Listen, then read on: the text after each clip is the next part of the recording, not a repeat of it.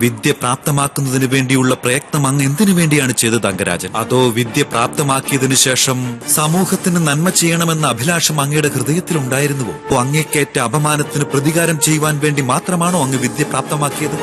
വാസ്തവത്തിൽ വിദ്യ പ്രാപ്തമാക്കുന്നതിന് വേണ്ടത് ഏകാഗ്രതയും സമർപ്പണവും മാത്രമാണെന്നറിയുക.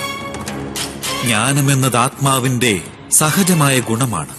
ജ്ഞാനത്തെ മനുഷ്യർ വസ്തുവെന്ന് കരുതിയാൽ മറ്റെന്തെങ്കിലും വസ്തു പ്രാപ്തമാക്കുവാൻ വേണ്ടി മാത്രം വിദ്യ ഗ്രഹിക്കുവാൻ തയ്യാറായാൽ അപ്പോഴെല്ലാം ജ്ഞാനം ഗ്രഹിക്കുന്ന സമയത്ത് അവന്റെ മനസ്സിന് സ്ഥിരത നഷ്ടപ്പെടുകയാണ് ചെയ്യുന്നത്. ജ്ഞാനത്തിന് അവന്റെ മനസ്സിന്റെ ഗുണമാകുവാൻ കഴിയുന്നതേയില്ല. അമൂല്യമായ ജ്ഞാനത്തിന്റെ മഹത്വം മനസ്സിലാക്കി അത് പ്രാപ്തമാക്കുന്നത് ആരായാലും അവരുത്തമരാവുക തന്നെ ചെയ്യുന്നതാണ്.